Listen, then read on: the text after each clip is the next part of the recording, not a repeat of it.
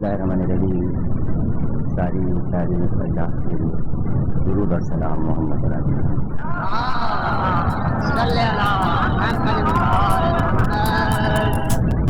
اشرح کریم کی دوسری تقریر آپ حضرات سماعت فرما رہے ہیں۔ انسان اور حیوان موضوع تو سوچ کر انہوں نے پھر موضوع انسان اور حیوان مقرر کیا، تو ظاہر ہے کہ اس اشرے کی اپنی انفرادیت کا لحاظ موضوع بھی، اور وہ ماشاءاللہ ریکارڈ بھی ہو رہے ہیں، اور اس سے یہ اندازہ بھی ہو سکتا ہے کہ جو پڑھا گیا وہ دہرایا نہیں جائے۔ تو سننے والوں کے لیے اس میں ایک لذت یہ بھی ہے کہ جو اس اشرے کو بیاسی سے سن رہے ہیں ان کا لطف کچھ اور ہے، اور جو بعد میں آئے ہیں ان کا بھی ایک لطف ہے، اور ہر اشرہ اپنی جگہ یونیک ہے، یعنی جنہوں نے پچھلا نہیں سنا اس کے باوجود ان کا اپنا لطف اور لذت برقرار رہتی ہے، اس لیے کہ اپنے مقام پر خود موضوع جو ہے وہ کامل ہوتا ہے۔ اور جب آپ یہ پچھلے اشرے اگر سنیں تو آپ کو اندازہ ہوگا کہ عنوانات جب بھی رکھے گئے اس دور اور اس برس کے حالات کو دیکھ کر رکھے گئے۔ اب ظاہر ہے کہ اتنا موقع نہیں تھا کہ میں عنوانات سنانے میں آپ کو یہ بتاتا کہ جب میں حج سے واپس آیا تو عنوان اس کے مطابق رکھا گیا کہ میں نے عرب کو دیکھ لیا، مکہ مدینہ دیکھ لیا۔ جب کربلا سے ہم واپس آئے تو عنوان تاثرات زیارت کربلا و نجف رکھا گیا۔ اسی طرح جب بے نظیر وزیر اعظم بنی تو عورت اور اسلام موضوع رکھا گیا۔ اسی طرح مطلب جو حالات ملک کے جیسے جیسے زمانے کے ہوتے تھے، جب امام پہ بڑا زور تھا تو امام اور امت موضوع رکھا گیا۔ تو اس میں جو انفرادیت ہے وہ یہ کہ مثلاً جب ہم نے زیارات پر اشرہ پڑھا تو بعض وہ خواتین نے ہمیں ٹیلی فون کر کے بتایا کہ ہم نے اس اشرے کے کیسٹ اور اس اشرے میں نقشے بھی تقسیم کیے گئے تھے عراق کے روضوں کے اور تاریخی مقامات کے، تو انہوں نے کہا ہم نے فائل اپنے بچوں کے نام سے بنا دی ہے اور اس میں ہم نے یہ کیسٹ اور یہ نقشے لگا کے رکھیں کہ جب بچے بڑے ہوں گے تو ان کو زیارت کی اہمیت معلوم ہوگی۔ تو ہمیں یہ بھی اندازہ رہتا ہے کہ ہمارے عنوانات اور موضوعات کی اہمیت کیا ہے، اور اسی کے پیش نظر موضوع رکھے جاتے ہیں، اور یہ باتیں ایسی ہوتی ہیں کہ ان کا اثر ایک دم سے نہیں پتہ چلتا، آہستہ آہستہ جیسے جیسے علم میں اضافہ ہوتا ہے تو اندازہ ہوتا ہے کہ یہ چیزیں ہمارے کتنے کام کی ہیں، یہ ریفرنس ہمارے کتنے کام کے ہیں۔ تو یہ موضوع انسان اور حیوان اس حالات کے پیش نظر آپ کے لیے کارآمد ہوگا کہ اس وقت پوری دنیا کا مسئلہ یہ نہیں ہے کہ کس کا مذہب اعلیٰ ہے، کس کا دین اعلیٰ ہے، بلکہ اس وقت پوری دنیا کا مسئلہ یہ نہیں ہے، عیسائی یہ نہیں چاہتے کہ ہم عیسائی مذہب پھیلا دیں، یا یہودی یہ نہیں چاہتے کہ ہم یہودی مذہب پھیلا دیں۔ کوئی ملک دوسرے ملک پہ اثر نہیں ڈالنا چاہتا کہ ہماری تحریک چلے، بلکہ اس وقت تمام دنیا کی قوموں اور ملکوں کا ایک ہی مسئلہ ہے کہ انسان بن جائیں۔ سپر پاور امریکہ اور اس کا صدر کلنٹن اسی کوشش میں دورے کر رہا ہے کہ پوری دنیا میں امن ہو جائے اور انسانوں کو انسان بنایا جائے، اور جن ملکوں میں انسان اپنی سطح سے گر کر درندے بن گئے ہیں اور ایک انسان دوسرے انسان کو کھا رہا ہے، کہیں مذہب کے نام پر، کہیں صوبائیت کے نام پر، اور کہیں آپسی جھگڑوں میں ملوث ہو کر انسان کو کھائے چلا جا رہا ہے، مارے چلا جا رہا ہے، تو ایسے دور میں ان ملکوں سے یہ مطالبہ بڑی طاقتیں کر رہی ہیں کہ ہم آپ کو جو خرچہ دیتے ہیں، جو ایڈ دیتے ہیں، اس پر دیں گے کہ جب آپ اپنے ملک سے دہشت گردی ختم کر دیں۔ یعنی انسان جب دہشت گرد بن جاتا ہے تو وہ انسان نہیں رہتا، اور ایک عیسائی ملک، ایک یہودی ملک مسلمانوں سے یہ اپیل کر رہا ہے کہ اپنے ملک میں آپ امن قائم کریں۔ یہ بڑے شرم کی بات ہے، اس لیے کہ حضور آئے تھے امن قائم کرنے کے لیے، اور اسلام زمین پر بھیجا گیا تھا کہ ساری دہشت گردی ختم کر کے امن قائم کرو، الٹا حساب ہو کے رہے کہ ہم سے یہ کہا جا رہا ہے۔ اس کے معنی ہے کہ ہم نے اپنے دین کو، اپنے مذہب کو چھوڑ دیا، ان اصولوں کو چھوڑ دیا ہے۔ اس پہ نظر نہیں ہے ہمارے مذہبی رہنماؤں کی کہ وہ ورک کیا کر رہے ہیں، وہ کام کیا کر رہے ہیں۔ شیعہ بنانا آسان ہے، سنی بنانا آسان ہے، انسان بنانا بہت مشکل ہے۔ ہمارا نظریہ یہ نہیں ہے کہ ہم تبلیغ کر کے ہم کسی ایک مذہب کی تبلیغ کر رہے ہیں کہ کوئی اس مذہب پہ آ جائے۔ ہمارا نعرہ صرف یہ ہے کہ انسانوں انسان بن جاؤ، انسانیت کے جو اصول ہیں انہیں برقرار رکھو، اس لیے کہ ایک مذہب انسان ہے، ایک مذہب حیوان ہے۔ دیکھنا یہ ہے کہ حیوانوں کا مذہب بہتر ہے یا انسانوں کا مذہب۔ انسان بھی اپنا مذہب رکھتا ہے، حیوان بھی اپنا مذہب رکھتا ہے۔ یہ دیکھنا ہے کہ کامیاب کون ہے، انسان اس وقت کامیاب ہے یا حیوان کامیاب ہے۔ اور اس کا نتیجہ آنے والی تقریروں تک ہمارے سامنے آئے گا کہ جب دو لفظ رکھ دیے جائیں تو گویا مقابلہ ہے، انسان اور حیوان، یعنی موازنہ ہو رہا ہے کہ برتر کون ہے، انسان برتر ہیں یا حیوان برتر۔ یہ ہے گفتگو، اور اس گفتگو کا آغاز جیسا کہ ہم نے کل کلام پاک کی آیات سے کیا۔ بسم اللہ الرحمن الرحیم، والتین والزیتون والطور سینین وہذا البلد الامین لقد خلقنا الانسان فی احسن تقویم ثم رددناہ اسفل سافلین الا الذین آمنوا وعملوا الصالحات۔ مجھ کو قسم ہے تین کی، انجیر کی، زیتون کی، طور سینا پہاڑ کی قسم، اور امن والی زمین کی قسم، بلد الامین کی قسم۔ اور قسم کھا کر اب معبود کہتا ہے کہ ہم نے انسان کو بہت اچھے نقشے پر بنایا، بہت اچھے نقشے پر پیدا کیا، بہت اچھے کینڈے پر پیدا کیا، لیکن ہم نے اس کو ضلالت کی طرف پلٹا دیا، ہم نے اس کو سافلین میں ڈال دیا، اسفل ترین مقام پر، کمینی اور گندی اور رذیل جگہ کی طرف واپس بھیج دیا۔ الا الذین، لیکن وہ لوگ جو ایمان لائے اور عمل صالح کرتے ہیں وہ مستثنا ہیں، وہ انسان مستثنا ہیں۔ تو سارے انسان اس میں شامل نہیں ہیں، سارے انسان خلقت جو ہے احسن تقویم، یعنی ان کا جو قمام ہے احسن ترین، اس میں سب شامل نہیں ہیں، اس لیے کہ وہ شامل تھے لیکن وہ ضلالت کے راستے پہ چلے۔ جب وہ ضلالت کے راستے پہ چلے تو ہم نے ان کو گمراہی میں جانے دیا، ہم نے اس کیچڑ سے انہیں نکالا نہیں۔ یعنی بھیج دینے کے معنی یہ ہے کہ جب وہ اس راہ پہ چل پڑے تو ہم نے انہیں راہ ہدایت نہیں دکھائی، اور ہم نے طے کر دیا کہ یہ اور گندگی میں گرتے چلے جائیں تاکہ یہ اچھی طرح سے جہنم کے حقدار ہو جائیں۔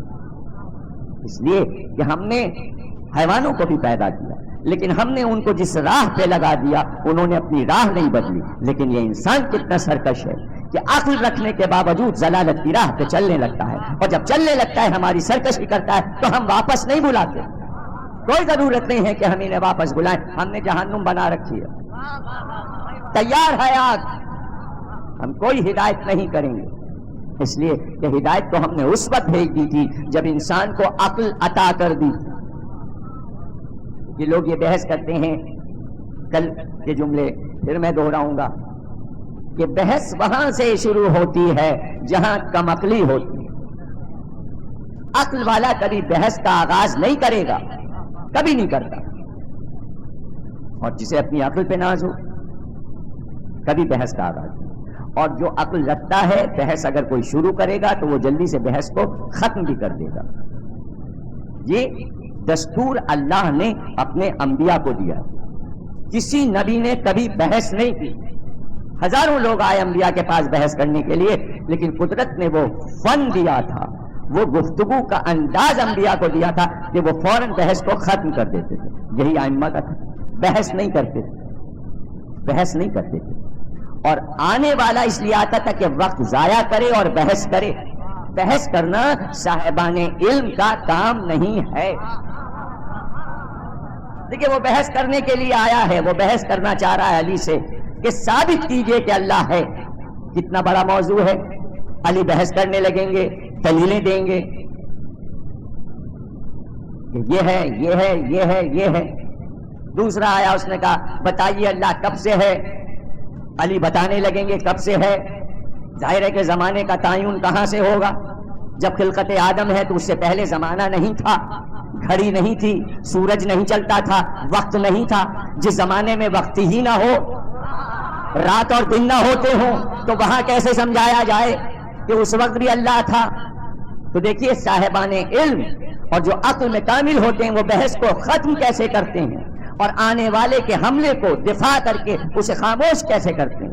اس نے کہا بتائیے اللہ کب سے ہے. علی نے کہا یہ بتا کہ میں کیا بتاؤں، کب نہیں تھا جو بتاؤں کہ کب سے ہے.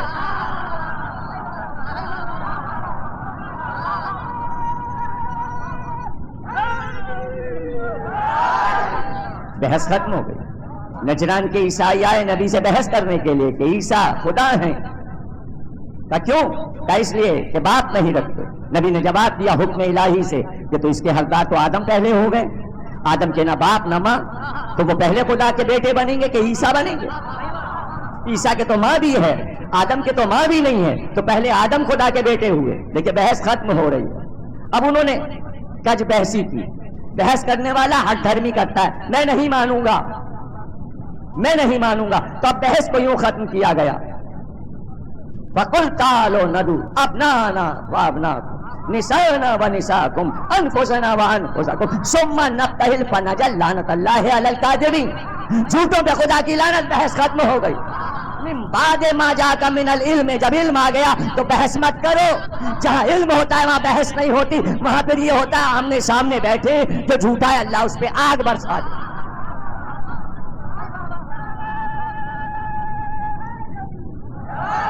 تو محرم کا چاند جب ہوتا ہے تو مباہلے کے دروازے کھل جاتے ہیں. مباہلے کا منظر ہوتا ہے. آؤ ہم بیٹھ گئے فرش پہ، آؤ اب اگر بیٹھ سکتے ہو تو سامنے بیٹھو. بس یہ طے ہے جو جھوٹا اس پہ آگ برسے. آج تک تو سچوں کے مقابل کوئی آیا نہیں، اس لیے کہ دعویٰ یہ کونوا مع الصادقین، ہم سچوں کے ساتھ ہو چکے. جہاں سچوں کے ساتھی بیٹھے ہو مقابل وہی آئے گا. اس لیے کوئی آتا ہی نہیں، اس لیے کہ لعنت لگی ہوئی ہے. یہ سب کو معلوم ہے کہ لعنت سچوں پہ نہیں ہے، معاذ اللہ، لعنت جھوٹوں پہ ہے. اور جھوٹ بولنے والا یہ جانتا ہے کہ میں جھوٹا ہوں. جھوٹے کا دل کتنا، چور کا دل کتنا. کہتے ہیں جھوٹ کے پاؤں نہیں ہوتے. جب پاؤں نہیں ہیں تو جھوٹا چل کے مباہلے کے میدان میں آئے گا کیسے؟ سچ کے پاؤں ہیں، آپ چل کے آتے بیٹھ گئے، سچ بیٹھا ہوا ہے. تو اب بحث کی گنجائش نہیں ہے. یہاں تو وہ فضائل آل محمد دہرائے جاتے ہیں کہ جن سے دل و دماغ کو تازگی ملتی ہے. کیوں تازگی ملتی ہے؟ اس لیے کہ علی نے کہا کیا انسان تو عالم اصغر ہے، عالم اکبر یہ ہے، تو عالم اصغر ہے.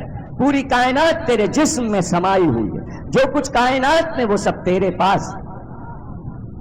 اگر بلند پہاڑ ہیں تو تیرے جسم میں ہڈیاں ہیں. اگر چٹانیں ہیں، میدان ہیں، صحرا ہیں تو تیرے ہاں بھی صحرا ہیں. پیشانی تیری صحرا ہے، پشت تیری صحرا ہے. اگر وہاں دریا ہیں تو تیری شریانیں اور رگیں دریا ہیں. جس میں خون جاری ہے وہاں بھی پانی جاری ہے، یہاں بھی تازہ پانی جاری ہے. اگر وہاں چاند اور سورج چمک رہے ہیں کائنات میں تو تیرے عالم اکبر اس جسم میں بھی تیرا دماغ آفتاب ہے، تیرا دل چاند ہے. روشنی پھیلی ہوئی. صلوات پڑھیے گا. ہاں موسم بدلتے ہیں. کبھی گرمی آتی ہے، کبھی سردی آتی ہے، کبھی برف باری ہونے لگتی ہے. تو تیرے جسم میں بھی ایسے موسم ہیں. جوانی آئی تو گرمی کا موسم آیا، بڑھاپا آیا تو سردی آئی، بال سفید ہوئے تو برف گرنے لگی. صلوات پڑھے.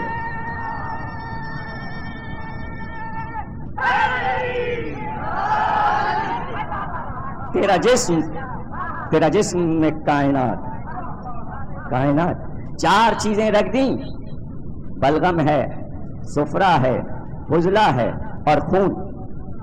چار چیزیں جسم میں رکھ دیں اور طے کر دیا عالم اصغر میں یہ قدرت نے کہ تین چیزیں گندی ہیں، نجس ہیں، باہر پھینک دی جاتی ہیں، اور چوتھی چیز خون جس میں دوڑتی رہتی ہے. جگر اسے جذب کرتا ہے. دل کو وہ چاہیے. کیوں چاہیے؟ اس لیے کہ دل صدر میں ہے. سینہ صدر ہے، دارالحکومت ہے. سینہ دارالحکومت ہے، دل بادشاہ ہے، وزیر دماغ ہے. اب فیصلہ تو کر دیا قدرت نے کہ وزیر یہاں رہے، بادشاہ یہاں رہے. تو فتح مکہ کے روز نبی نے بتایا بادشاہ یہ ہے، دوست پہ وزیر ہے. وزیر بلند رہتا ہے.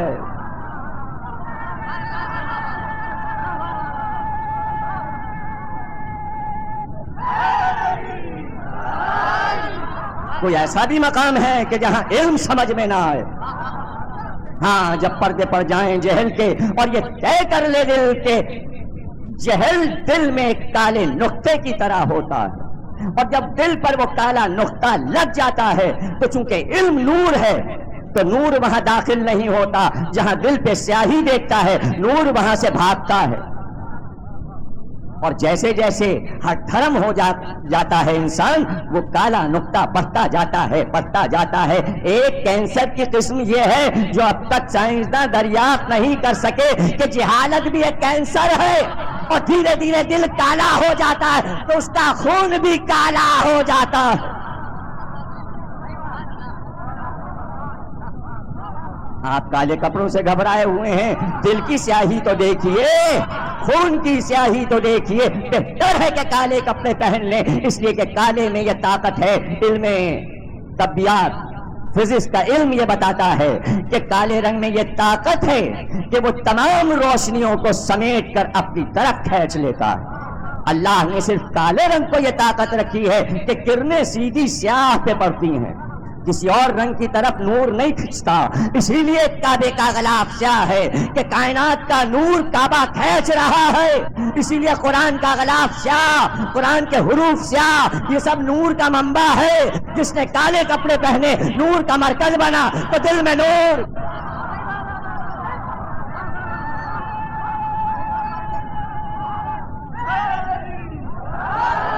کالے جوتے اس لیے منع کر دیے کہ نور کھینچے گا تو پیروں کی طرف جائے گا. جب پیروں پر نور پڑتا ہے تو اگر روشنی پیروں کے پاس زیادہ ہو تو جلدی جلدی آنکھیں پیر کی طرف جاتی ہیں، اور اگر نیچے کی طرف آنکھیں بار بار جائیں تو آنکھیں کمزور ہوتی ہیں. تو کالا جوتا پہننے سے نظر کمزور ہوتی ہے. ہاں، پہنو زرد جوتا پہنو. کیوں پہنو؟ روزی بڑھے، رزق بڑھے. اب یہ زرد میں براؤن اور یہ سارے آ جاتے ہیں، لیکن ضد ہے ہمارے کالج اور اسکولوں کو بچوں کے ڈریس میں کالے جوتے ہوں گے. انگریزوں کی نقل کرنا ہے. انگریزی علم کیا جانے؟ اگر اس کے پاس علم ہوتا تو انجیل منسوخ کیوں ہوتی؟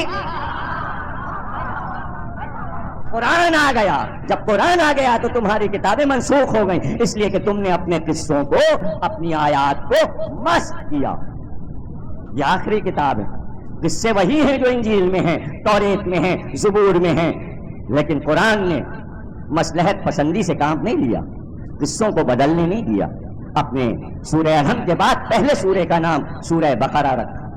سب سے بڑا قرآن کا سورہ منسوخ کر دیا گائے کے نام. بقر مانے گائے، سورے کا نام پڑ گیا گائے. کیوں؟ اس لیے کہ بڑی اہم گفتگو اس سورے میں اللہ نے کی. ابتدائی سورے جتنے ہیں، سورہ بقرہ اور اس کے بعد سورہ مائدہ اور سورہ انعام، یہ تینوں سورے جانوروں کے ذکر سے بھرے پڑے. سورہ مائدہ کا آدھا حصہ صرف حلال اور حرام جانوروں پر بحث ہے. سورہ انعام میں، انعام کے معنی مویشی، وہ جانور جو تمہارے لیے بار برداری کا کام کرتے ہیں اور جنہیں تم کھاتے ہو، اس سے گفتگو ہے. کہ یہ جانور تمہارے کتنے کام آتے ہیں۔ اب اس کو آپ اس طرح سوچئے کہ آج اس ترقی یافتہ دنیا میں جہاں آپ کو کاریں موجود ہیں، ہوائی جہاز موجود ہیں، ٹیکسیاں موجود ہیں، بسیں موجود ہیں، اس وقت کے دور میں جائیے جب یہ سب نہیں تھا تو انسان گھوڑے پر، خچر پہ، گدھے پر اور اونٹ پہ سفر کرتا تھا۔ تو یوں سمجھیے کہ اگر آج قرآن نازل ہوتا تو بسوں کی تعریف ہوتی، منی کی تعریف ہوتی، آپ کی کاروں کی تعریف ہوتی، ہوائی جہاز کی تعریف ہوتی، لیکن اللہ نے اس دور میں گفتگو کی یہ تمہاری سواریاں، یہ تمہاری سواریاں۔ تو جب زمانہ بدلتا ہے تو چیز بدلتی ہے، تو حیرانی نہیں ہونا چاہیے۔ اگر زمانہ بدل جائے تو اس کے تقاضے کچھ اور، وہ تہذیب کہلاتی ہے، وہ مذہبی تہذیب ہے۔ جب تہذیب کے تقاضے پورے کرنے ہوں تو پھر بدعت اور ناجائز کا مسئلہ نہیں ہوتا، پھر قرآن میں نہ تلاش کرو۔ یہ تہذیب کا تقاضا تھا کہ حسینی تہذیب بنائی جائے، اس میں عالم ہو، تابوت ہو، تازیہ ہو، ماتم ہو، زنجیر ہو، آگ کا ماتم ہو، یہ تہذیب کا تقاضا تھا۔ اب قرآن میں نہ تلاش کرو کہ قرآن میں کہاں عالم ہے، تابوت ہے، تازیہ ہے، ماتم ہے، زنجیر ہے، تو پھر بتاؤ قرآن میں کہاں ہے ہوائی جہاز؟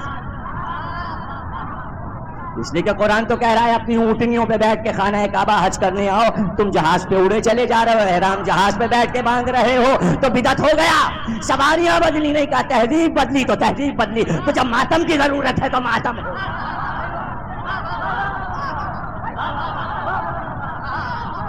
اس میں کیا پریشانی ہے؟ کیا پریشانی؟ آؤ، اگر تمہاری کمزور اونٹنیاں بھی ہیں تو اس پہ بیٹھ کر آؤ اور خانہ کعبہ میں آؤ۔ کتنے حاجی جا رہے ہیں اونٹنیوں پہ بیٹھ کے؟ اب تو وہ مقصد ہی ختم ہوا اونٹنیوں کا، اب تو اونٹنیاں اور اونٹ بچے بٹھا کے پاکستانی چھوٹے چھوٹے اغوا کرا کے، اب تو کھیل ہو رہا ہے اونٹ دوڑا کر۔ کہاں ہے قرآن میں یہ کھیل؟ پکڑا ہوا ہے جاوید کو، قبول نہیں رہا ہے کہ بچے گئے کہاں۔ بڑے مسائل ہیں۔ انسان ہوتا تو بچوں کی عظمت سمجھتا، جو انسان ہوتا ہے اس کے دل میں ممتا ہوتی ہے۔ وہ حیوان سے بھی برا درندہ بنا، اس لیے کہ حیوان بھی بچے کی محبت جانتا ہے۔ بھائی ایک ریوڑ میں بہت سے جانور ہوتے ہیں، بچے گھر پہ رہتے ہیں، ریوڑ چلنے جاتا ہے۔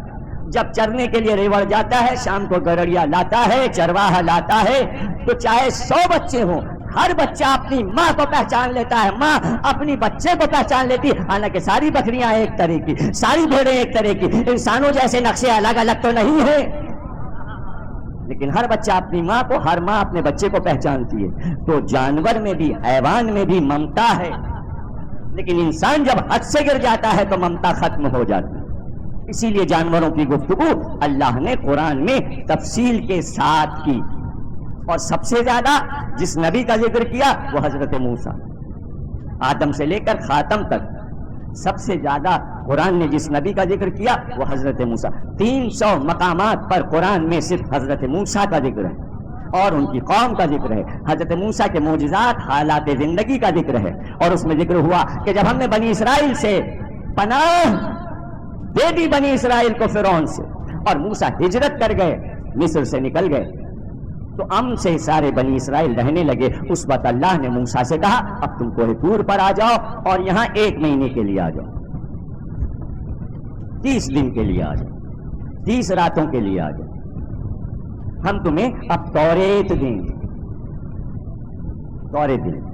دیکھیے ایک چیز اور آپ کو سمجھا دوں آنے والی تقریروں میں، تاکہ جب یہ موضوع آئے، ہر نبی کو جو پیشہ دیا گیا وہ جانور چرانے کا پیشہ، اس پہ ہم گفتگو بار بار کریں گے۔ حضرت موسیٰ کو بھی چرواہا پیدا کیا گیا، جانور چراتے تھے۔ کیوں؟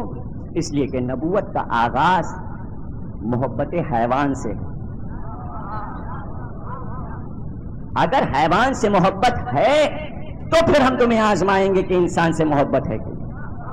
اور حضرت موسیٰ کو جو نبوت ملی وہ ایک حیوان کی وجہ سے۔ ابھی نبی نہیں بنے، ابھی وحی نہیں آئی، ابھی حکم نہیں آیا کہ موسیٰ ہم نے تمہیں نبی بنا دیا۔ بھیڑیں چرا رہے ہیں صحرا میں، واپس آ رہے تھے اپنے ریوڑ کو لے کے، ایک چھوٹا سا بکری کا بچہ मुन्ना सा रेवड़ से निकला और भागा। हजरत मूसा ने रेवड़ छोड़ा, उसका पीछा किया। अब जैसे जैसे मूसा दौड़ते जाते हैं, काश के हम जब भी ऐसी चीजें देखें तो मुशाहिदे को जहन में महफूज करें। देखिए, बकरी का बच्चा बहुत प्यारा होता है, जितना प्यारा होता है उतना ही शरीर भी होता है। अब पता नहीं आपके मंजर जहन में आ रहा है, बकरी के बच्चे देखे हैं आपने या नहीं? क्या हुस्न होता है बकरी के बच्चे। और अगर उसे खुला मैदान मिल जाए, दौड़ता है, खेलता है। हजरत मूसा को उसने दौड़ाया, अब वो दौड़ता जा रहा है, हजरत मूसा पीछा करते जा रहे हैं। कई मील वो दौड़ता चला गया और एक जगह पहुंच के रुक गया। दौड़ के हजरत मूसा ने उसको उठाया और उठा के सीने से लगा के प्यार किया और कहा कि आपको अगर हम पर रहम नहीं आया, प्यार करके कहा, आपको अगर हम पर रहम नहीं आया तो आपने अपने ऊपर क्यों जुल्म किया? तो ये जुमला जैसे ही मूसा ने कहा, जिब्रील को हुक्म मिला, इसको दे दो नबूवत। यह है ममता दिल में, जब तक ममता ना हो नबी को नबूवत नहीं मिलते। इसीलिए आखिरी नबी को बेटी दी कि ममता सारी यहाँ आ गई।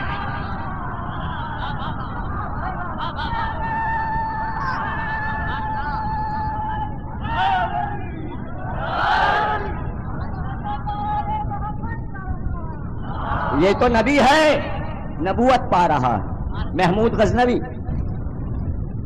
बादशाह नहीं है, शिकार खेलने गया, आदी था शिकार का। एक जगह हरनी के बच्चे नजर आए, इसने बच्चों को उठा लिया। दो बच्चे थे छोटे छोटे हरनी के, यदि पैरों से चल नहीं रहे। एक घोड़े पे बैठ गया, दोनों बच्चे घोड़े पे रख लिए, चला। अब जो मुड़ के देखा, हरनी घोड़े के पीछे पीछे आ रही।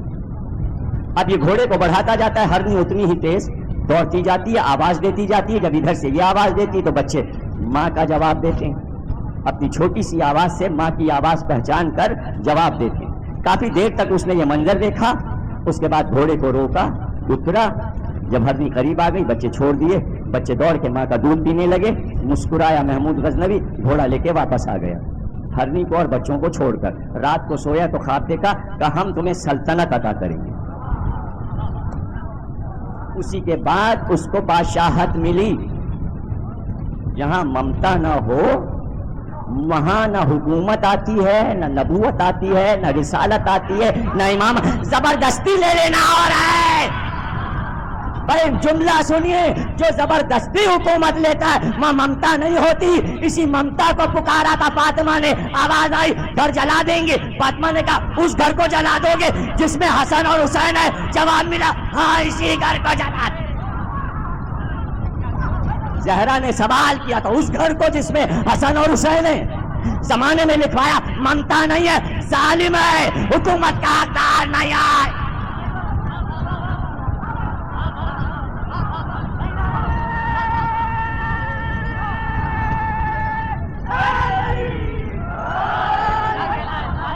पूछो जिसके दिल में हसन और हुसैन की मोहब्बत है, वो बताएगा क्यों है मोहब्बत। इसलिए मोहब्बत है, किसी माँ के दो लाल है। ये ममता खींच के लाती है। ये नबी की मोहब्बत का मंजर देखा है कि बच्चों को कितना चाहते थे। जहां इंसानियत नहीं वहां मवद्दत नहीं, जहां मवद्दत नहीं वो हैवान भी नहीं। इसलिए कि हैवान के दिल में भी इस घर की मोहब्बत डाल दी। तवज्जो कीजिएगा, बताया कि मूसा क्या है, ऐसा नबी। और उससे ये कहा जाए अब तुम्हारी कौम चैन से है, आ जाओ कोहे तूर पर, अब हम तुम्हें तौरेत देंगे, हम तुमसे कुछ बातें करेंगे। कहा हारून भाई से कहा तुम मेरे जानशीन, मेरे वसी, मैं तुम्हें अपनी जगह मुकर्रर करके जाता हूं। अब तुम जानो और ये कौम जाने। मैं आ जाऊंगा 30 दिन के बाद, 30 रातों के बाद। मूसा जब कोहे तूर पे गए, 30 दिन गुजर गए। अल्लाह ने कौम की आजमाइश के लिए 10 रोज और बढ़ा दिया, 30 को 40 कर दिया। यानी चिल्ला अब तय हुआ। जहां चिल्ला अल्लाह का खिंच जाए वहां कौम की आजमाइश होती। लोग कहते हैं मेहदी आ क्यों नहीं रहे, اس لیے بڑھتا جا رہا ہے پیریڈ ظہور کا کہ قوم کی آزمائش ہو جائے. انسان بھی ہو مسلمان مسلمان مسلمان مسلمان، انسان بھی ہو آزمائش ہو رہی ہے کہ انسان بنے ہو یا نہیں. ہم چاہتے ہیں پہلے انسان بنو. جب تک انسان نہیں بنو گے مسلمان کیسے بنو گے؟ اور جب تک مسلمان نہیں بنو گے صاحب ایمان کیسے بنو گے؟ جب تک صاحب ایمان نہیں بنو گے بہت دور ہے کل ایمان کی منزل. بیچ میں سلمان بھی تو آ رہے ہیں نا. چاہے کون کل ایمان تک، سلمان ہی بن کے دکھا دو، سلمان ہی بن کے دکھا. تو اب 40 راتیں قوم نے کہا اب تو نہیں آئیں. جملے میں بار بار جزیات میں نقطے نہیں دوں گا ورنہ تقریر لمبی ہو جائے گی. جملوں سے آپ کو سمجھ لیجیے گا میں کیا کہنا چاہتا ہوں. اب نہیں آئیں گے، دیر نہ لگائیے سمجھنے میں. کہیں مر گئے کہیں تھک گئے، اب نہیں آئیں گے. موسیٰ مر گئے اب نہیں آئیں گے. کس سے کہا گیا؟ نائب سے. اب نہیں آئیں گے. ہارون نے کہا نہیں آئیں گے، انتظار کرو وہ آئیں گے. کہ نہیں اب ہمیں ہادی کی ضرورت ہے. ہادی تو چھوڑ کے گئے ہیں، ہادی تو چھوڑ کے گئے ہیں. آئیے ڈاکٹر صاحب ادھر تشریف لائیے.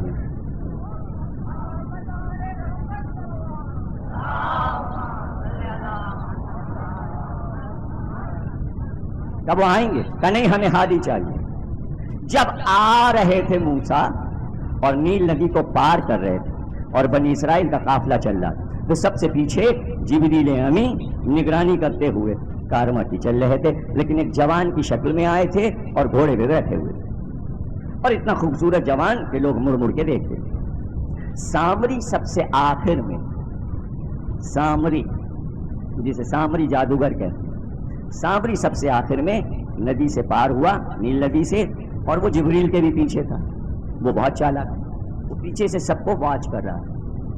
لیکن جو منافق ہوتا ہے وہ قافلے سے پیچھے رہ جاتا ہے. نہیں سمجھے آپ؟ ہائے ہائے ہائے، پھر مجھے جزیات میں بات کرنا پڑے. اسی لیے کہا جو پیچھے رہ گئے ہیں غدیر میں انتظار کرو کہ آ جائے. اگر وہ نہیں آئے تو بڑی منافقت. مگر پیچھے رہنے والوں نے طے کر لیا تھا کہ پیچھے رہیں گے. تو اب طے کا جھگڑا، جو آگے نکل گئے، جو پیچھے رہ گئے.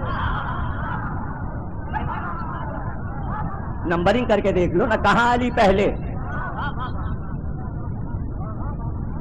خود دیکھیں کون پیچھے رہ گیا کون آگے نکل گیا. سامری سب سے پیچھے.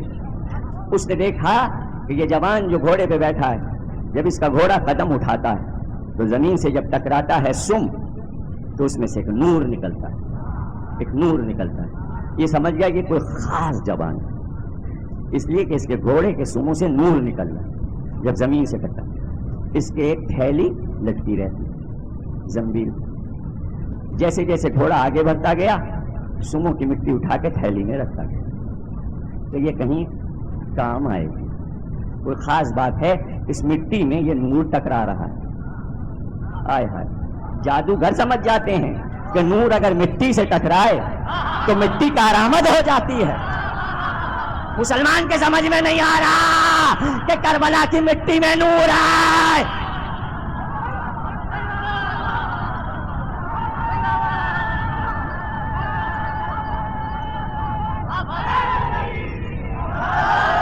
وہ بھی گھوڑے کے سم، ایک جانور، ایک حیوان کے پیروں سے نور نکل رہا ہے. وہ یہ نہیں دیکھ رہا ہے کہ یہ حیوان ہے، وہ یہ دیکھ رہا ہے حیوان پہ انسان سوار ہے.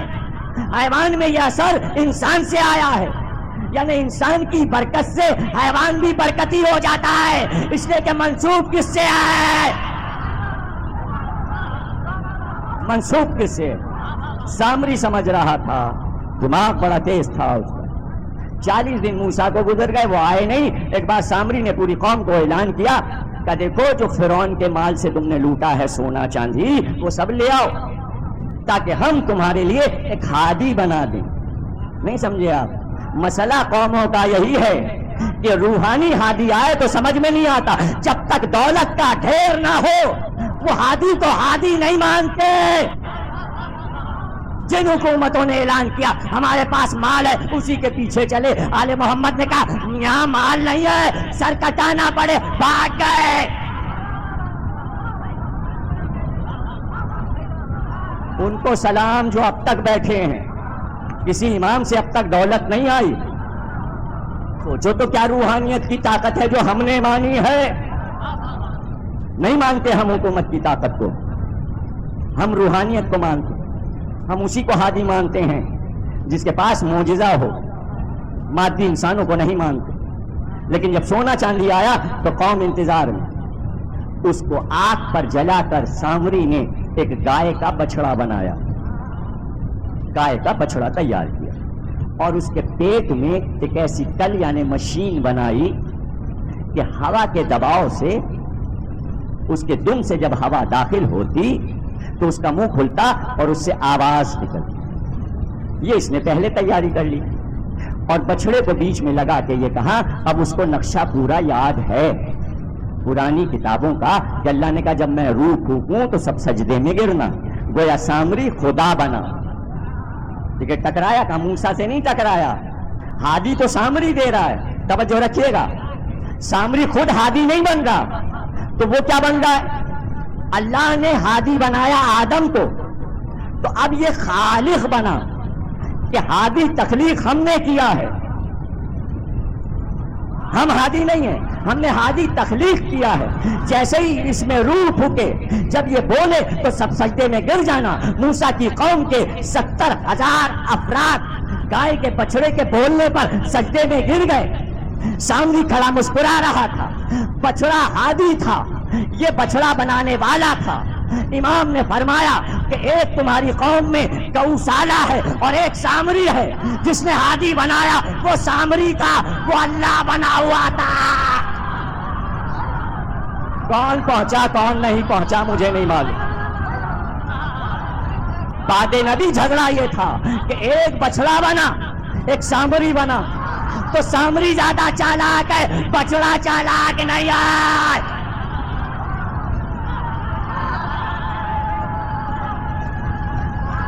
حیوان سمجھ میں آ رہا ہے اور انسان بھی سمجھ میں آ رہا ہے نا، انسان حیوان کا سہارا لے رہا۔ ہارون نے کہا یہ کیا کیا تم نے، کیا کیا؟ بت پرستی شروع کر دی۔ بہت سمجھایا کہ ہارون جاؤ بیٹھو، ہارون خاموش ہو کے گھر بیٹھ گئے، گوشہ نشین ہو گئے، اب بھی نہیں سمجھے آپ کیا فرمایا جنگ تبوک میں، یا علی میں موسیٰ ہوں، علی تم ہارون ہو، جب ایسا موقع ہے گھر میں بیٹھ جانا۔ میں موسیٰ ہوں تم ہارون ہو۔ موسیٰ گیا، ہارون گھر میں بیٹھا۔ اب ذرا سوچئے اگر ہارون تلوار نکال لیتے اور سب کو مار دیتے، جواب یہی ہارون نے دیا۔ جب موسیٰ واپس آئے تو توریت کی لوحیں ہاتھ سے گر کر ٹوٹ گئیں۔ ہم تو توریت لینے گئے تھے، یہ سب بت پرست ہو گئے، میں بٹ جاتے، یہ آپس میں ایک دوسرے سے اختلاف کرتے۔ میں نے تلوار نہیں نکالی کہ جس حالت میں بھی ہے رہیں، تاکہ آ کے آخری ہادی خود انہیں واپس لائے۔ علی نے تلوار نہیں نکالی کہ بٹ جائیں گے، جب محمد آئے گا تو فیصلہ ہو جائے گا۔ اسلام کو ٹکڑے ٹکڑے علی نے نہیں کیا، اگر کرنا ہوتا تو 25 برس میں، اور اسلام کیا انسانوں کے ٹکڑے کر دیتے۔ ایک جگہ رہو، رہو ایک جگہ رہو، ایک سوچ، ایک فکر، ایک دین، ایک مذہب۔ حکم ہوا اللہ کا موسیٰ کو، لاش سامری کو۔ اب سزا کیا ہے؟ توجہ کیجیے گا، سامری کی سزا کیا ہے؟ گردن اڑا دی جائے؟ قرآن میں تو نہیں تھا کہ بچڑا بنایا جائے، بچڑا تو بنا، بچڑا بنا، بچڑا سامری نازا ہے، ہم نے بنایا ہے بچڑا۔ بچڑا تھوڑی بول رہا ہے، پیچھے سامری بولتا تھا۔ اب بھی نہیں سمجھے آپ؟ زہرا آئیں کہ یہ ہے پدک کا دے دیا، بچڑے نے کہا دے دیا، سامری نے کہا پھاڑ دیا۔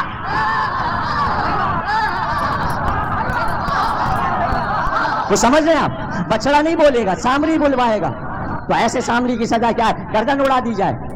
نہیں، موسیٰ نے بلایا سامری کو، کہا سن سزا میں دیتا ہوں، سزا یہ ہے کہ جو تیرے پاس سے نکلے گا، تیری نسل کے پاس سے نکلے گا، کہے گا نجس ہے، اسے دور ہٹاؤ۔ جب یہ سزا سنی تو بھاگ کر ہندوستان آیا اور یہاں گائے کی پوجا ایجاد کی، لیکن شودر اس کی اولاد بنی۔ سارے برہمن کہتے تھے اب بھنگی نہیں آ سکتے مندر میں، سامری کی اولاد میں پورے ہندوستان اور پاکستان کے اس قوم کے لوگ ہیں۔ آئی کہاں قومیں یہ کہاں سے آئی قومیں؟ یہ انبیاء کی اولاد نہیں ہے، یہ قومیں دور ہٹاتے ہیں آپ۔ نجس ہے، نجس ہے، نجس ہے۔ سامری کو سزا یہ ملی کہ یہ نجس ہے، گردن اڑا دیتے تو یہ سزا قیامت تک نہ جاتی۔ سزا کو دور تک جانا ہے، سزا کو دور تک جانا ہے۔ اسفل السافلین، ہم ضلالت میں اسے پلٹا دیتے ہیں۔ ثم رددناہ، ہم نے تو اچھا خلق کیا تھا لیکن تو ضلالت کے راستے پہ چلا، ہم نے اسی راستے میں ڈال دیا تاکہ تو جہنم میں جائے۔ الا الذین آمنوا وعملوا الصالحات، جو صاحبان ایمان ہیں، جو عمل صالح کرتے ہیں۔ ایک سامری ہے، ایک موسیٰ ہے، ایک ہارون۔ سزا ملی اور اس کے بعد اللہ نے کہا اس بچڑے کو جلاؤ، آگ میں جلا کر اس کی رات پانی میں بہا دو، اور جہاں بہانا وہیں کا پانی قوم کو پلا دو۔ توجہ کیجیے، اس کے بعد حکم ملا سزا دو اس قوم کو۔ کیا ہے سزا؟ کہ جب رات آئے تو ہاتھ میں تلواریں لے کر سب ایک دوسرے کو قتل کریں، سب ایک دوسرے کو قتل کریں۔ تو ہمارے عزیز رشتہ دار، تو اب سزا یہی ہے، تلواریں چلیں آپس میں، حکم الہی تھا۔ اس سے بڑی سزا نہیں ہے بت پرستی کی، نہیں سمجھے آپ؟ گوشالہ بنایا تم نے، اب آپس میں تلواریں چل رہی ہیں، ایک دوسرے کو مسلمان کاٹے دے رہا ہے۔ کہاں گئے انسان؟ ایک حیوان کی خاطر انسان تلواریں چلائے ایک مجسمے کے لیے۔ علی نے کہا نہیں، گوشالہ نہیں بننے دیں گے، ہم گوشالہ کو جلا دیں گے، ہم گوشالہ کو جلا دیں گے۔ جب تقریریں آئیں گی اونٹ پر تو میں بتاؤں گا کہ کیا کیا علی نے۔ اونٹ کو جلوایا، اس کی راکھ کو ہوا میں اڑایا۔ اگر ایسا نہ کریں تو دوسرا گوشالہ بن جائے، ایک گوشالہ نہیں بنے، بار بار گوشالہ بنے۔ بصرے میں حسن بصری نہج البلاغہ میں علی نے کہا یہ اس قوم کا گوشالہ ہے کہ امامت کے ٹکر پہ ایک تحریک چلانا چاہتا ہے اس کو سجدہ ہو جائے۔ پورا خطبہ علی کا موجود، یہ گوشالہ کہاں کہاں علی نے بتایا۔ بت پرستی سے بچنا، اتنی بت پرستیوں سے بچے ہیں تو یہاں تک آئے ہیں۔ جس نے اتنا پرہیز بت پرستیوں سے کیا ہو، اس کے لکڑی کے تابوت کو تم بت سمجھ رہے ہو۔ بت پتھر کا ہوتا ہے، لکڑی کا نہیں ہوتا، کپڑے کا نہیں ہوتا۔ ہم نے کبھی پتھر کو نہیں پوجا۔ یہ دوسری بات ہے کہ خانہ کعبہ میں دو پتھر رکھے ہوئے ہیں، مقام ابراہیم بھی، حجر اسود بھی، چومنا تمہیں پڑتا ہے۔ سارے پتھروں سے ہٹایا تو دو پتھر چموائے رکھے ہوئے ہیں۔ یہ پتھر اور ہیں، ان کو چومو تاکہ شاعر اللہ سمجھ میں آئے، شاعر اللہ سمجھ میں آئے۔ جانور رکھ دیے، ہاں گائے کی قربانی تمہیں دینی ہے۔ کیوں گائے کی قربانی رکھی گئی؟ سورہ کا نام بقر رکھا گیا کہ گائے کی قربانی دینی، اس لیے کہ گائے کے بچے کو پوجا تھا، یہیں سے گائے کی پوجا شروع ہوئی۔ ہندوستان میں گو ماتا بنی سامری کے کہنے سے۔ مصر، یونان، ہندوستان، دنیا کے ہر ملک، ہدیہ نینوا، سندھ میں موہنجوداڑو، ہڑپا کی کھدائی میں بیل اور گائے کے مجسمے نکلے کہ جنہیں پوجا جاتا تھا۔ دنیا کی ہر قوم گائے اور بچڑے کو پوجنے لگی تھی۔ بہت مشکل تھا، 10,000 5,000 برس سے جو عقیدہ اور مذہب ہو اسے کھرچنا بہت مشکل ہے۔ اس لیے قرآن کا پہلا بڑا سورہ سورہ بقرہ رکھا کہ ہم آئے ہیں گائے کی پوجا چھڑانے، اور ابتدا موسیٰ نے کی۔ دیکھیں جیسے ہی بچڑے کو جلوایا فوراً وہی آئی، عجیب وہی آئی، عجیب مسئلہ آیا۔ اس لیے اس سورے کا نام سورہ بقرہ ہے۔ اور وہی کیا آئی، یہ ہوا کہ ایک عورت بہت حسین و جمیل بنی اسرائیل میں، اس کے چچا کے 2 بیٹے تھے۔ ایک بیٹے نے پیغام دیا، اس نے قبول نہیں کیا اس لیے کہ وہ فاسق تھا۔ دوسرے نے پیغام دیا، وہ متقی تھا، اس عورت نے قبول کر لیا، شادی ہو گئی۔ ایک رات دوسرے چچا کے بیٹے نے اسے قتل کر دیا، قتل کر کے لاش کو ایک ایسے قبیلے میں پھینک دیا تاکہ وہ قبیلے والے شور مچائیں جو اس کا اپنا قبیلہ تھا۔ اور صبح کو روتا ہوا لاش پہ بیٹھ گیا کہ میں وارث ہوں، یہ میرے چچا کا بیٹا ہے اور اس کا خون بہا چاہیے۔ الزام قبیلے پر جب آنے لگا تو قبیلے والے موسیٰ کے سامنے نکل کے آئے. موسیٰ نے کہا تم سب اس کی دیت دو, تم سب رقم لاؤ, سونا لاؤ. قبیلے والے کہنے لگے خامخواہ ہم قاتل نہیں ہیں اور ہم کیوں دیں؟ تو وہی آئی کہ اگر تم قاتل کا پتہ لگانا چاہتے ہو تو ایسا کرو, ایک گائے قربان کرو. دیکھیے گائے کی قربانی سے ڈرنے لگے تھے, بچڑا جل گیا تھا لیکن دلوں میں بچڑا تھا, گائے بچڑا دے گئی تھی دلوں میں.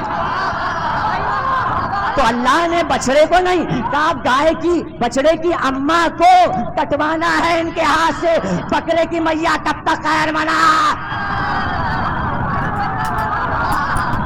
جب تک یہ حلال نہیں کریں گے, دل سے محبت نہیں جائے گی اماں کی.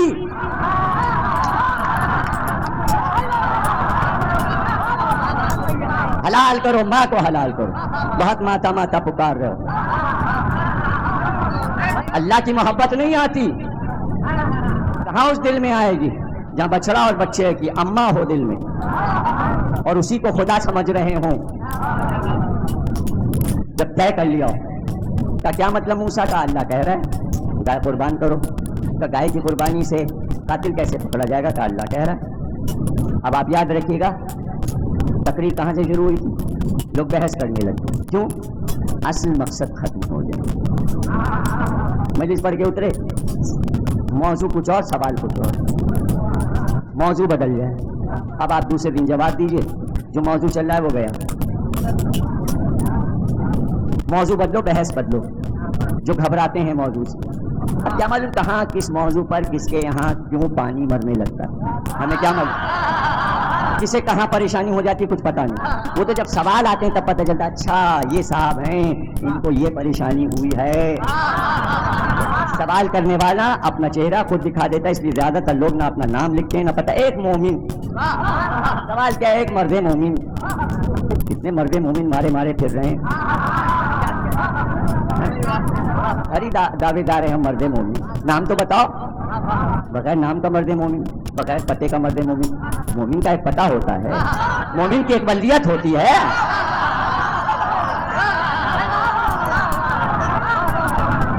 بھائی بحث شروع کر دی. تو موسیٰ وہ گائے کیسی ہو, اب وہی سے وہی آنی شروع ہوئی. جب نبی پریشان ہوتا تھا تو جبریل کو دم ہی نہیں ملتا, آ رہے ہیں جا رہے ہیں, آ رہے ہیں جا رہے ہیں. اللہ ایسی قوم سے بچائے جو روح الامین کو دوڑ لگوائے. کہتے ہم بڑا ملک کا احترام کرتے ہیں, سارے یہودی. کیسی ہو, پھر وہی ہے, ایسی ہو نہ زیادہ بوڑھی ہو نہ زیادہ کمسین ہو. ذرا وہی کے مزاج کو سمجھیے, جیسی قوم ویسی وہی.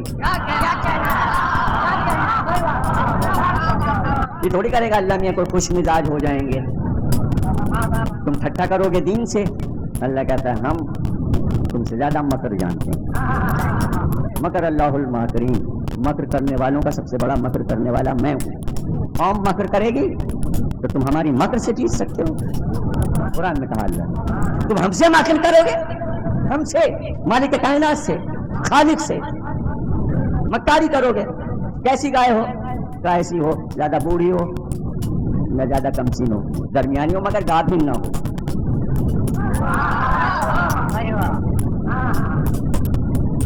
اب یہاں پہ کیا لفظ ہے, صاحب عصمت وہاں شہریار سمجھ گئے. مطالعہ ہے نا ماشاءاللہ ان کو, مجلسیں دل لگا کے سنتے ہیں. اب جو دل لگا کے مجلس میں وہ جملے کیا سمجھے, یہی تو ہے کہ سننے کا فن زیادہ اہم ہوتا ہے مجلس پڑھنے سے زیادہ. اگر لگاتار ذہن ہے تو ہاں بھائی ایسی, تو پھر کس رنگ کی ہو, کب ایسی ہو بدرنگ نہ ہو, ہلکا پانی جیسا رنگ نہ ہو, دور سے چمکتی ہو, زیادہ گہرا زرد نہ ہو, درمیانی زرد ہو کہ دور سے خوشنما لگے. 5 وہیاں آئی ہیں صرف گائے کیسی ہو, ذہنی ہٹا دیا. اب جب طے ہو گیا کیسی ہو تو کہا آپ جاؤ ڈھونڈو. اب سب نکلے ڈھونڈنے کے لیے. مسئلہ کیا تھا, سب پہ الزام آ رہا تھا, یہ بھی قاتل, یہ بھی قاتل, یہ بھی قاتل. قاتل سے بچنا تھا, گائے تو ڈھونڈنا تھا تاکہ اصل قاتل پکڑا جائے. دیکھیے اللہ نے کیا طریقہ اختیار کیا. ڈھونڈنے نکلے, ایک جگہ پتہ چلا ایسی گائے ہے, خوشنما, خوبصورت, زرد رنگ, نہ زیادہ بوڑھی نہ زیادہ کمسین. اتفاق سے اس گھر میں جو ماں اور باپ رہتے تھے ان کا ایک ہی بیٹا. وہ بیٹا 22 برس کا تھا مگر اس کا ہر وقت ایک ہی کام تھا, اللہم صلی علی محمد و آل محمد. تسبیحاں پڑھتا رہتا تھا ہر وقت درود آل محمد, اس لیے کہ موسیٰ کی توریت میں یہ بات نازل ہو چکی تھی کہ بنی اسرائیل تمہیں محمد اور آل محمد کی محبت اختیار کرنا پڑے گی. اور وہ نبی جو آنے والا ہے احمد, اس کی اولاد سے اور اس کے وسیع علی کی ولایت پر تمہیں یقین رکھنا پڑے گا. موسیٰ کی قوم میں بھی دو فرقے ہو گئے تھے, ایک قوم نے ولایت علی کو مان لیا تھا اور ایک یہ کہہ رہی تھی جنہیں دیکھا نہیں ہم ان پر یقین کیسے کریں. یعنی اس قوم کو بھی انتظار کرنا تھا, ہم بھی انتظار کر رہے ہیں. موسیٰ کی قوم کو آج تک انتظار کرنا پڑ رہا ہے, ان کا انتظار اور بڑھ گیا. یعنی انہوں نے پہلے محمد کا انتظار کیا, جب وہ آ گیا تو اس کے بعد 11 محمد اور آئے, اب 12ویں کا انتظار انہیں کرنا پڑ رہا ہے. ہم تو اس کے بعد کے ہیں, وہ پہلے کے. تو موسیٰ کے دور کے وہ تسبیح پڑھتا تھا اور ولایت علی پہ یقین رکھتا تھا. دیکھیے جو ولایت علی اور معصومین کی محبت میں ڈوبا ہوتا ہے وہ باپ اور ماں کا بھی بڑا احترام کرتا ہے. ایک پارٹی آئی, وہ چونکہ مالدار آدمی تھا, اس کا باپ بیچتا تھا مال, تو 70,000 کا سودا تھا, لیکن سودا جہاں رکھا تھا اس میں تالا تھا, تالے کی کنجی باپ کے تکیا کے نیچے تھی. جب یہ گیا چابی لینے تو اس نے کہا اگر میں نے کنجی نکالی تو باپ کی نیند خراب ہوگی. 70,000 کے سودے کی اس نے قربانی دے دی, صرف اس لیے کہ باپ کی نیند خراب نہ ہو. جب باپ اٹھا تو اس نے کہا ہاں بھائی ایسا ہوا تھا. کہا بیٹے تم بڑے فرما بردار ہو باپ کے, یہ جو گائے میں نے پالی ہے یہ میں نے تمہیں دے دی. یہ جو گھر میں گائے پلی ہے اس کے سلے میں کہ تم باپ کا بڑا احترام کرتے ہو, یہ گائے ہم نے تمہیں دے دی. اب آپ کہیں بھی کسی عالم سے پوچھیں گے تو اگر آپ یہ کہیں گے اس سے کہ بھئی ہم دولت مند بننا چاہتے ہیں, کوئی عمل بتائیے, تو وہ یہی کہے گا درود کی تسبیحاں پڑھا کرو. جو درود کی تسبیحاں زیادہ پڑھتا ہے اس سے رزق میں اضافہ ہوتا ہے, اس کو رزق کی تنگی نہیں ہوتی. سمجھیں یہ کب سے ہے, یہ کب سے ہے, یہ انبیاء کے زمانے سے. انبیاء کے زمانے وہ تسبیح کا عادی, اسے ولایت علی پر یقین تھا, باپ کا فرما بردار, وہ گائے اسے مل گئی. جب پتہ چلا بنی اسرائیل کو گائے یہاں ہے, سب نے کہا گائے بیچو. کہا کتنے کی لوگے, کہا 50 دینار کی. کہا ہم اپنی ماں سے پوچھیں, ہم اپنی اماں سے پوچھیں. کہا بیٹا جاؤ ان سے کہو 100 دینار. کہا 100 تو نہیں دیں گے, 50 دیں گے. پھر ماں سے پوچھا, اس نے کہا اب اور بڑھا دیں. وہ بڑھاتی گئی, اور یہ ماں سے پوچھتا گیا, ماں قیمت بڑھاتی گئی, یہاں تک کہ حضرت موسیٰ آ گئے. کہا بھائی دیکھو بحث نہ کرو, جب تک یہ گائے لوگے نہیں قاتل پکڑا نہیں جائے گا. جو یہ پارٹی کہہ رہی ہے وہ مان لو. موسیٰ اس وقت پہنچے جب آخری قیمت تھی. موسیٰ کو اس نے دیکھا تو قیمت بڑھا دی, کا گہر تو بڑا آ گیا. نبوت آئی ہے گائے خریدنے, میں قوم کے. اس نے کہا بھائی کیا, کہا آپ تو موسیٰ آ گئے. موسیٰ نے کہا کیا قیمت چاہیے. کہا جب یہ گائے حلال ہو جائے تو اس کی جو کھال ہے, جب تک سونا بھر نہ جائے کھال میں, اتنا سونا چاہیے. 50 لاکھ دینار کا سونا کھال میں آیا. اللہ نے کھال کی وسعت بڑھا دی. پوری قوم کو کچھ سمجھیا. فرعون کا لوٹا ہوا سونا جس کا بچڑا بنا تھا, اس کا غلط استعمال ہونے والا تھا. اللہ نے بتایا جو درود کی تسبیح پڑھتا ہے اس کو ہم ایسی جگہ سے دولت دیتے ہیں کہ پتہ ہی نہیں چلتا. یہ صحیح استعمال کرے گا راہ علی میں.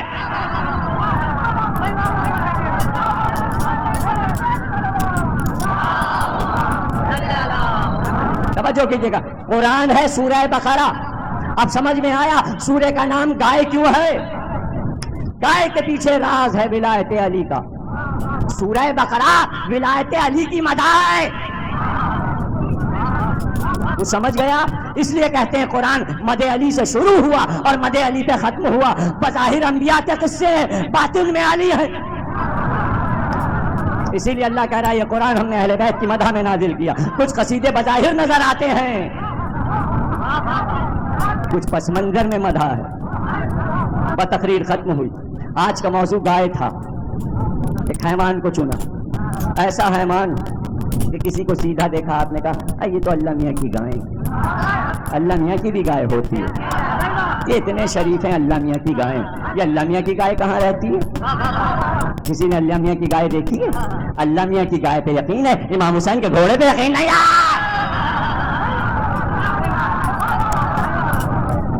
کہاں یہ اللہ میاں کی گائے کہاں؟ ارے صاحب وہ پانی ہے, اس پہ مچھلی ہے, مچھلی پہ گائے ہے, گائے کے سینگ پہ دنیا کا گولا ہے, وہاں رہتی ہے اللہ میاں کی گائے. اور اتنی سیدھی ہے بیچاری کہ برسہ برس ہو گئے سینگ پہ دنیا کا گولا اٹھائے. اے دنیا کا گولا تھوڑی اٹھائے, ہم گناہگاروں کا وزن اٹھائے. اتنی اللہ میاں کی گائے سیدھی ہے. آپ سمجھے اللہ میاں کی گائے کیوں سیدھی ہے؟ بس کبھی کبھی ایسا ہوتا ہے جب اس کے سینگ تھکنے لگتے ہیں تو وہ سینگ بدلنا چاہتی ہے تو زلزلہ آ جاتا ہے. تو زلزلہ روکنے والا بھی تو کوئی ہو, کوئی زمین کا باپ تو ہو جو ہاتھ مار کے کہے رک جا, علی کہہ رہا ہے رک جا. جب زلزلہ آیا لوگوں نے علی سے کہا زلزلہ روکیے. نہیں سمجھے آپ؟ علی کا بیٹا نہ ہو تو زلزلے کیسے رک جائیں؟ جہاں ہاتھ مارا علی کے بیٹے نے زلزلہ رک گیا, اور جہاں چاہا کہ زلزلہ آ جائے. زلزلے آتے ہی اس لیے ہیں جب حرکتیں قوموں کی خراب ہو جاتی. آتے کچھ بچے ہوئے ہیں, کچھ تباہ, لیکن آخری زلزلے سے کوئی نہیں بچے گا. اب چاہے وہ اللہ میاں کی گائے یہ زلزلے لاتی ہو یا جو کچھ بھی. کہانی صحیح لیکن کہانی اچھی, محاورہ بھی اچھا ہے, محاورہ بھی اچھا. سیدھی سادی گائے, اس لیے ہندو اسے ماں کہتے ہیں. پاکستان بنا ہی اسی مسئلے پر کہ مسلمانوں کو ہندو گائے نہیں کاٹنے دیتے. تو ہمیں ایک ملک چاہیے جہاں ہم خوب گوشت کھائیں, خوب گائے کاٹیں. ارے آپ ہسٹری تو پڑھیے مسلم لیگ کی تو پتہ چلے گا گائے کٹنے پر کتنی آفتیں ہوئی ہیں, کتنا قتل و غارت ہوا. چھپا چھپا کے کاٹی, دہلی میں کٹ رہی ہے, وہاں کٹ رہی ہے, وہاں ہندوؤں نے حملہ کر دیا, وہاں حملہ. جو پرانے سن 47 کے لوگ ہوں گے انہیں یاد ہوگا کتنے ہنگامے صرف گائے کٹنے پہ ہوئے. مسئلہ ہے گائے, تبھی تو سورہ بقرہ رکھا. لیکن ایک صاحب کو نہ یاد ہونا تھا, نہ یاد. یہ گائے والا سورہ پورا نہ یاد, کوشش کی کہ یاد ہو جائے. یہ گائے والا سورہ بھی کسی کے گلے میں ہٹک گیا. ہٹکا ہوا سورہ آج میں گلے سے نکال کے لایا, اس لیے نہ یاد ہوا کہ باطن میں ولایت علی تھی. ہر ایک کے حلق سے یہ جام نہیں اترتا, ہر ایک کے حلق سے یہ جام نہیں اترتا. گائے کٹی, موسیٰ نے کہا ایک ٹکڑا اس کا کاٹو گائے کا, اور یہ لاش جو پڑی ہے اس پہ مارو. مجھے خود بول کے بتائے گا میرا قاتل کون. وہ گوشت کا ٹکڑا کاٹ کے اس پہ مارا گیا. نہیں بولا. پھر وہی آئی, موسیٰ نے کہا یا اللہ یہ تو نہیں بولا. تب بولے کیسے, وہ کھا لیے کھڑا ہے. پہلے قیمت بھرو تب معجزہ ہوگا. ابے منت میں تو یہی ہوتا ہے. منت مانی سونے کا پنجہ چڑھائیں گے, اب جب منت پوری ہو گئی چاندی کا چڑھا دو. اور سونے کا توق مانا چاندی کا چڑھا دو, وہ توق ہی اٹک گیا, عورت اٹکی ہوئی ہے روزے پہ. ہم خود کام دیکھ رہے ہیں بھائی اٹک کیوں گئی, اس کا توق کیوں اٹک گیا. کہا سونے کا مانا, چڑھایا چاندی کا. نیت نہ خراب ہو تو منت اچھی آتی ہے. خدا کرے مومن کی نیت نہ خراب. ایمان اپنی جگہ, نیت اپنی, نیت صحیح ہے. نیت نہ خراب ہو جائے قوم کی. کا پہلے سونا بھرو, سب سونا لائے, تھال میں سونا بھرا گیا. 50 لاکھ دینار کا سونا جب اسے مل گیا وہ لے کے چلا. کون؟ محمد اور آل محمد کا چاہنے والا. تب وہ گوشت کا لوتھڑا جب اس پہ مارا گیا تو وہ بولا, اس نے کہا یہ جو سوگوار بنا بیٹھا ہے نا یہی قاتل ہے, اسی نے مجھے قتل کیا. اسے پکڑ لیا گیا اور یہ زندہ ہو گیا. جب یہ زندہ ہوا تو اس نے بتایا کہ میں محمد اور آل محمد پہ یقین رکھتا تھا اور ولایت علی کا قائل تھا. ولایت علی کا جو قائل ہوتا ہے مر بھی جائے تو یوں زندہ ہو جاتا ہے. اللہ نے کہا موسیٰ اس سے کہو دعا مانگے, جو مانگے گا ہم دیں گے. اس نے کہا ہمیں عمر بڑی ملے اور زوجہ یہی رہے. کہا ہم نے 130 سال تمہاری عمر بڑھا دی, جب تک زندہ رہا علی علی کرتا رہا.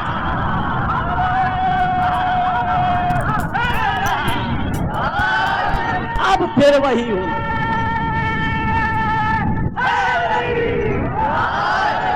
پھر وہی ہوئی. اب دیکھیے کیا وہی ہوئی. تولا ہو چکا نا, تولا ہو چکا, تولا کا ذکر ہو چکا. اب جو وہی آئی وہ تبرہ بنی. کہ موسیٰ یہ جو قاتل تھا, اگر جب اس نے قتل کیا تھا, اگر قتل کرنے کے بعد بھی ولایت علی کا اقرار کر لیتا اور درود پڑھ لیتا تو ہم اسے بچا لیتے. جب گائے خریدی جا رہی تھی, اگر اس وقت بھی یہ ولایت علی کا اقرار کر لیتا اس وقت بھی بچا لیتے. جب گوشت کا لوتھڑا اس سے لگ رہا تھا, اگر اس وقت بھی دشمنی علی سے توبہ کر لیتا تو اس وقت بھی بچا لیتا. کہاں تک دشمن علی کو اللہ بچانا چاہتا ہے, وہ سمجھے کہاں تک بچانا چاہتا ہے. ابھی کسی مجلس میں نے ذکر کیا, پچھلی مجلس میں, کہ سلمان نے علی سے کہا مولا دل خوش کرنے والی کوئی حدیث سنائیے. کہا سلمان تم نے دل خوش کر دیا, جاؤ حضور کے پاس جاؤ اور جا کر یہ کہو کہ 70,000 راز جو معراج میں آپ کو بتائے گئے اس میں کا ایک راز بتا دیجیے. سلمان نبی کے پاس پہنچے تو حضور معراج کی رات جو آپ کو 70,000 راز بتائے گئے ہیں اس میں کا ایک بتا دیجیے. نبی مسکرائے کہا علی نے بھیجا ہے. ارے یہ بھی راز کس کو معلوم تھا؟ رازوں کا راز علی ہے, رازوں کا راز ہے علی. کہ ہم تمہیں سلمان بتائیں گے اس لیے کہ شہر کے دروازے نے بھیجا ہے. دروازہ شہر کے پاس کسی کو بھیجے سفارش کر کے, ہاں کہ ہم بتائیں گے. اب ذرا سوچیے گا 70,000 رازوں میں کا ایک راز جو آؤٹ ہوگا تو وہ راز کتنا قیمتی ہوگا. میں جب تک سمجھاؤں گا نہیں بات آگے نہیں بڑھے گی.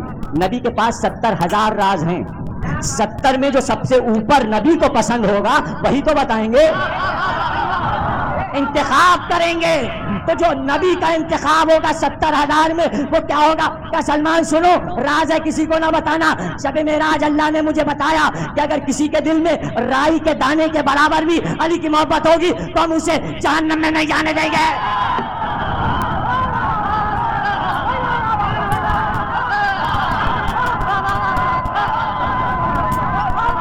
رائی کا دانہ سب سے چھوٹا,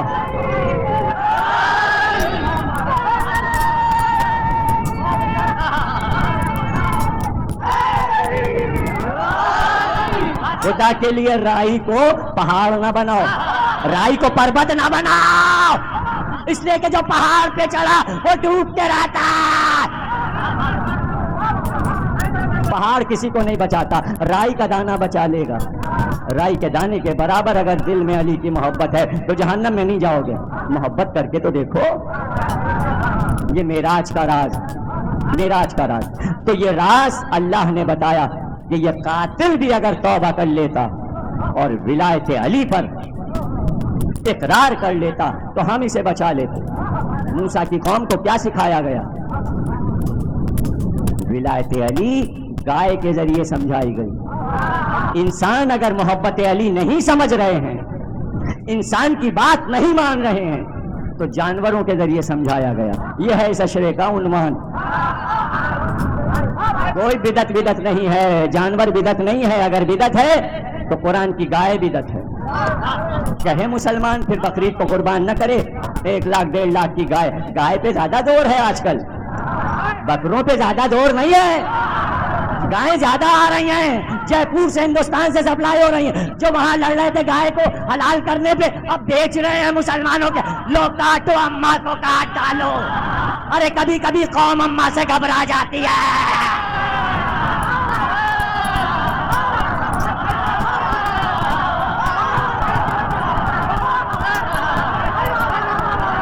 گائے کترے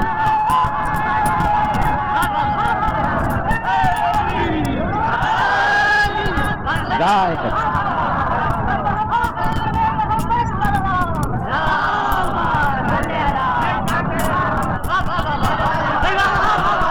جزاک اللہ. خوب سنا. کیا معرفت ہے, کیا محبت ہے, کیا مودت ہے. میں اس کی کیا داد دوں, میں آپ کی کیا داد دوں. اور مجھے امید ہے کہ اس منزل تک آپ غور سے ہی میری بات سنیں گے. تو مہمان ابراہیم کے یہاں آ گئے. گھر میں گائے پلی تھی ابراہیم کے اور اس کا ایک بچڑا تھا. مہمان نواز تھے. سارا نے کہا بچڑا حلال کر کے انہیں کھلا دو. تفصیل پھر بتائیں گے مہمان کون تھے, کیا تھا مسئلہ. ابراہیم نے بچڑے کو حلال کیا, بچڑے کو حلال کر کے کھلا دیا. لیکن اسی رات سے 3 دن لگاتار خواب دیکھا اپنے بیٹے کو قربان کرو. یہ راز میں آپ کو بتا رہا ہوں پہلی بار. علامہ مجلسی نے بہار میں لکھا بعض چیزیں ذہن میں ہوتی ہیں, موضوع میں آئیں تو آتی ہیں. کبھی کسی مسلمان نے یہ سوچا کہ باپ سے یہ کہا جائے کہ بیٹے کو قربان کرو؟ یہ قربانی کیا تھی کہ خلیل ہیں, دوست ہیں, اور اللہ یہ کہے اپنے بیٹے کو قربان کرو.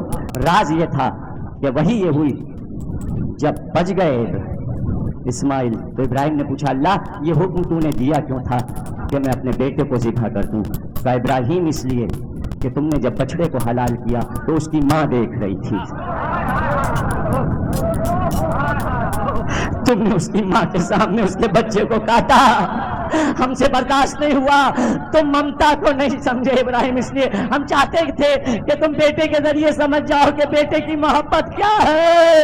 ارے ابراہیم کو بتایا گیا کہ بیٹے کی محبت کیا ہے, اس لیے کہ علی اکبر جب تک سامنے رہے مڑ مڑ کے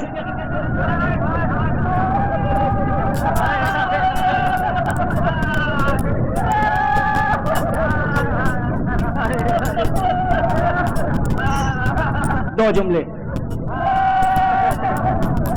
سمجھیں گے آپ بیٹے سے باپ کو کیا محبت ہوتی ہے. ہمارے چوتھے امام نے فرمایا کہ اتنی محبت تھی میرے بابا کو اپنے بیٹے علی اکبر سے کہ جس نیزے پہ حسین کا سر تھا جب وہ چلتا آگے آگے تو جس نیزے پہ علی اکبر کا سر تھا جدھر علی اکبر کا نیزہ ہوتا حسین ادھر مڑ جاتے, اگر علی اکبر کا سر ادھر آتا تو حسین ادھر مڑ جاتے. ہر وقت نظر علی اکبر کے سر پہ. دو جملے ہیں اور ختم ہو گئی, اس سے بڑے مصائب نہیں ہو سکتے.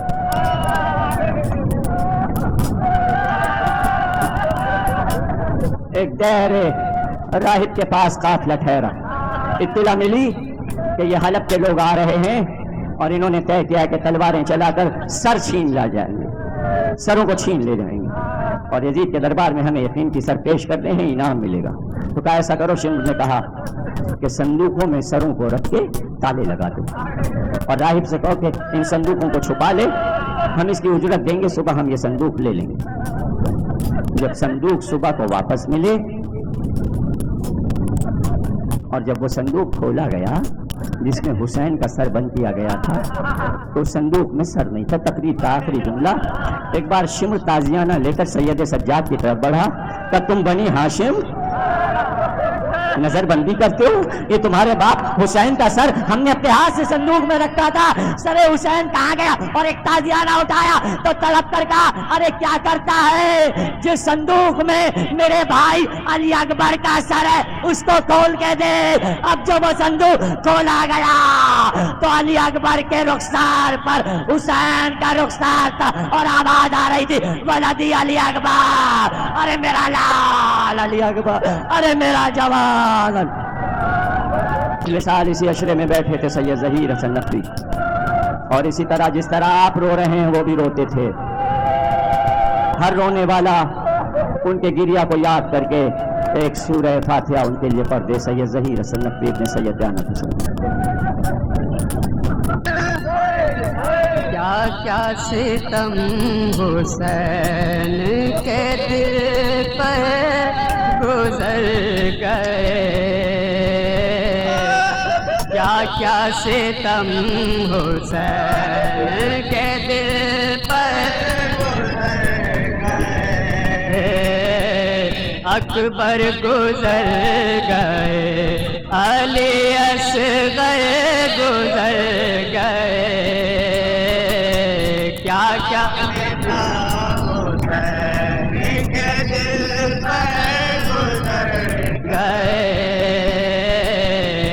کیا ستم حسین کے دل پر گزر گئے.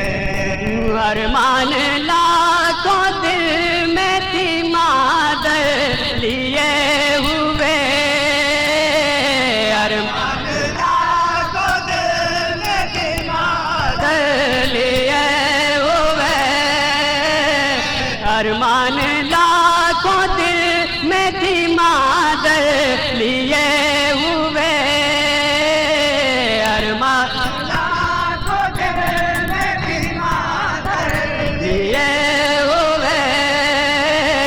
دن بیاہ کے جب آئے تو اکبر گزر گئے کیا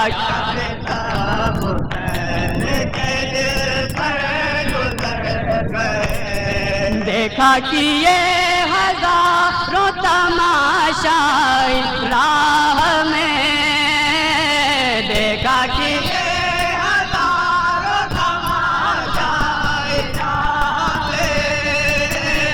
دیکھا کہ یہ ہزاروں تماشا راہ میں دیکھا کہ یہ ہزاروں تماشا راہ میں سر کو جھکائے آل پیمبر گزر گئے کیا کیا ستم حسین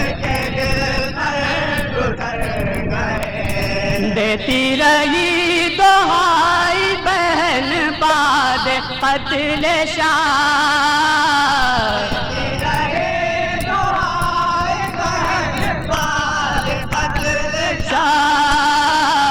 لاشوں کو روندتے ہوئے لشکر گزر گئے کیا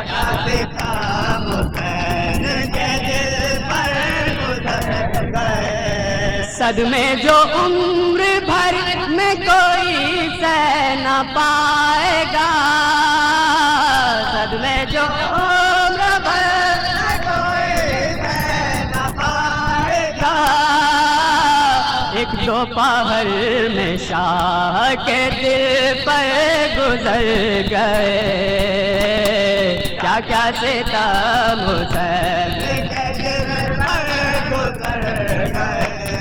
جب یاد آ گئی کبھی زینب کو کربلا جب یاد آ گئی کبھی زینب کو کربلا جب یاد آ گئی کبھی زینب کو کربلا